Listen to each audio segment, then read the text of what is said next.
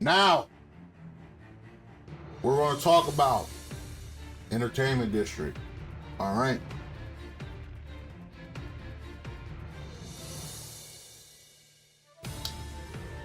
The Entertainment District in Demon Slayer Kimetsu no Yaiba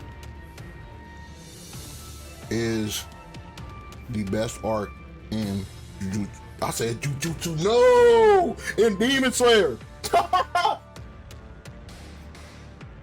We not there yet. No, we not there yet. The Entertainment District is the best arc in Demon Slayer. Now, anime wise, manga wise, I still prefer the Mugen Train. But after rewatching the whole thing and watching it, because in the manga, you know, watching the Mugen Train, the pacing of it was good because it was like low-key short. And you can get there and get out. It felt like when you watching it in the manga or reading it in the manga, it felt like a little sub arc, which was good. You know, like how like Berserk be having like some of them sub arcs in the middle, like the Lost Children arc. It was Mugen Train felt like that. It felt like that. It wasn't like a filler arc, but it was like a little sub arc to like go to another arc to where he just need to ask the nigga a question. But in the manga, they make the shit a whole movie, a whole arc, and all this other shit. The Entertainment District in the anime, it's way better structured as an arc than Mugen Train is. So that is like the first true arc in Demon Slayer. So they come back. They come back from their injuries, and Tengen shows up. Tengen's like, man, some ladies have been going missing. This place called the Entertainment District. My three wives are there, and then they go to the Entertainment District, and then they got dressed up like girls, and then be servants to people, and then they get information about what's going on. And there is one of the hosts. I'm gonna say the host. One of the hosts is the demon. And then what I like about this arc is they touch up on a lot of real life and themes that go on, especially back in those days, especially with also with like massage. I don't know if this was intentional, but like with massage powers and all this shit, where like harassment or viewing and addressing harassment is important, and also, verbally and emotionally abusing people is not okay. I feel like that was the themes of this arc, because they got things in this arc where, I don't even know if in Japanese folks, I don't even know if you want to call them escorts or what the fuck was actually happening in this arc. I don't know if they were escorts or just like people massaging people or what, because one person wants to get married to one of these people, and this is all shit. I'm gonna just say, for right now, I'm gonna just say escorts. Not that type of escort, but just an escort. They on here, they touch upon how people get harassed, constantly, and that drives them insane and stuff. And also with Daki, who is like the main host of the escorts and stuff, she physically, verbally, and emotionally abused every single one of the people that worked under her.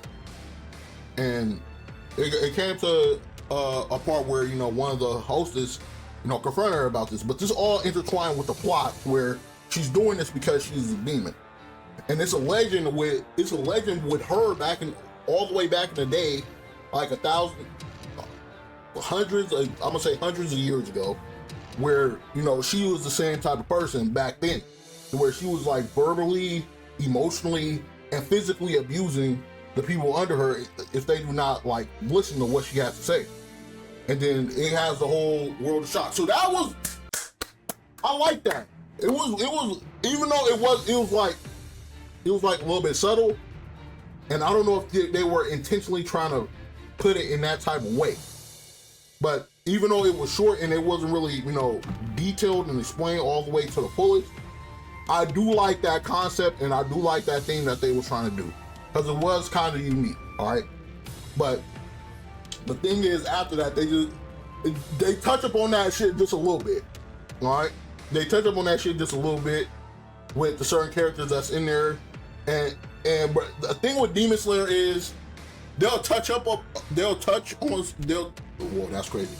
They will touch on a subject of importance of, like, you know, in the Mugen Train where, you know, the kids couldn't get no sleep, so they're trying to do this stuff so they can have like good dreams, not bad dreams. But then after that shit happens and then Nezuko burns it and then Tanjiro punches him in the face, we never see them niggas again. It's just like that shit is now irrelevant. We never see them niggas again, bro. We never see them niggas again after that conversation. The same thing goes here. Once they touch up on like the harassment aspect of shit, and when Tanjiro and his like hostess person, after she gets kidnapped, and then after she gets kidnapped, Tanjiro saved her. That whole harassment plotline shit, that shit is out the window until we actually get Daki's backstory. Alright? To where it like reverts back to Daki's, whatever her name is.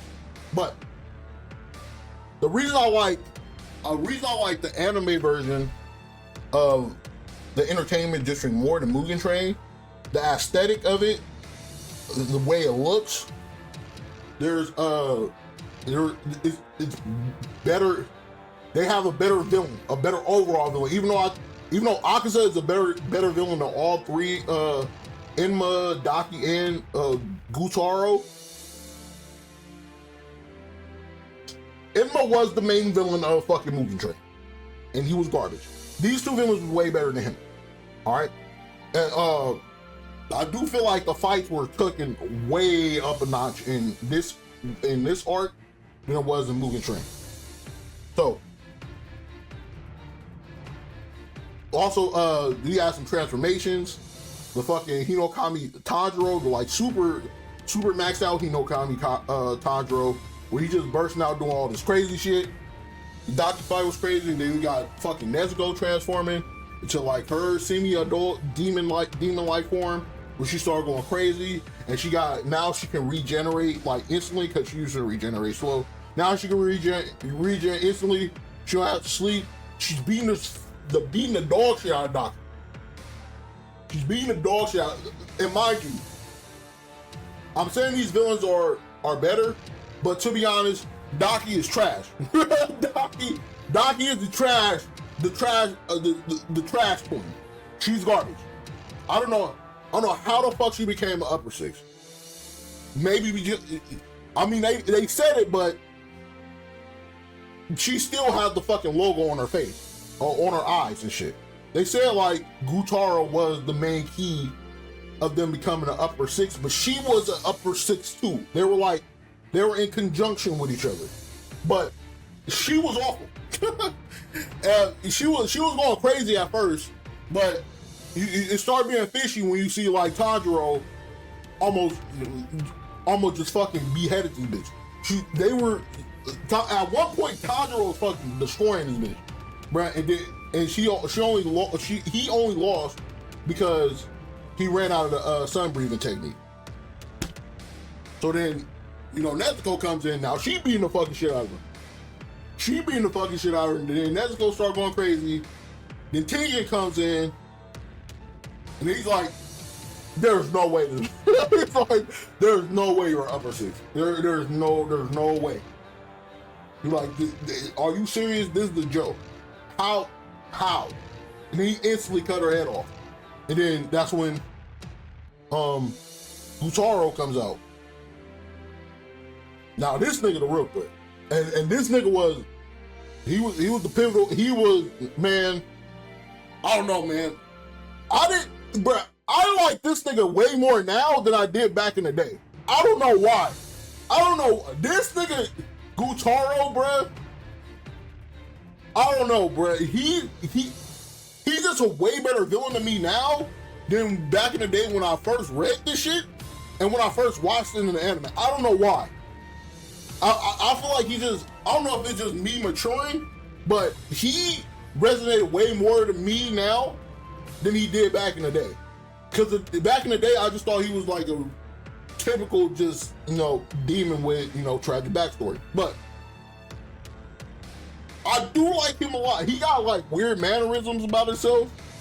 He got weird, quirky mannerisms with himself, and he kind of act like, Zenitsu, like an evil version of Zenitsu, bro. And then his scythe, bro. His fucking little scythe boomerang shit, that shit was crazy. Bro, he was doing some insane shit with them scythes, bro.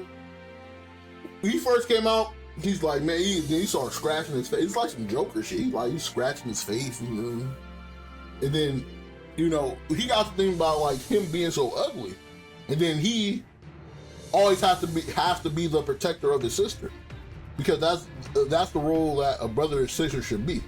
That brother should always protect his sister, but they always, go a little too far with it. That's when Tanjiro and Nezuko's dynamic come in. It's like a reverse Uno card, or like the two parallels of each other, but these niggas is way even. But man, that nigga Taro for the weakest upper. Yeah, fucking break. The weakest upper. That nigga only have to be the weakest because of Daki, bro. Cause there's one demon. Well, two demons. Well, no, one. There's one demon that is ahead of him. That when you look and you like, bro, there's no fucking way. You look at this arc and you look at this arc, and you say this fucking demon is stronger than this nigga Gutaro, bro. There's no fucking way. There is no way, bro. This nigga Gutaro was doing some fucking wild shit, bro, with his scythe.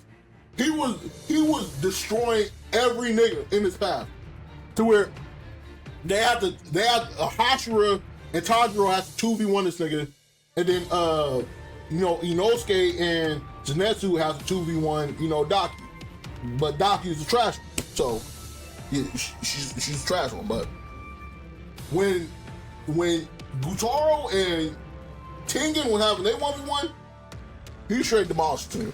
He demolished the nigga. He left this nigga on the floor and everything. And fucking Daki was just getting bullied. Gutaro, he came back, put the head back on his sister. He was doing, man, when they was in that fire, man, Tanjiro did not have a single answer, bro. Tanjiro be having the plot behind him so much. Tanjiro, he broke Tanjiro's 2 fingers. He was beating the shit out of him. He was insulting him. Now after Tanjiro just gave him the plot armor headbutt. That's what I'm gonna call it. The plot armor headbutt. He gave him the plot armor headbutt and stuck him with some poison that he couldn't regenerate it fast enough. And then, bruh, I'm telling y'all, episode 10 of Demon Slayer Entertainment District is the best episode in Demon Slayer history.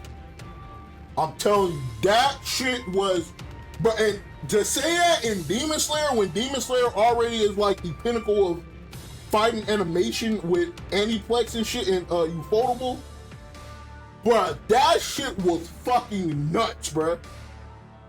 Bruh, this nigga Tengen had one hand, he came out straight lying, bruh. These niggas is going back to back with each other, bruh.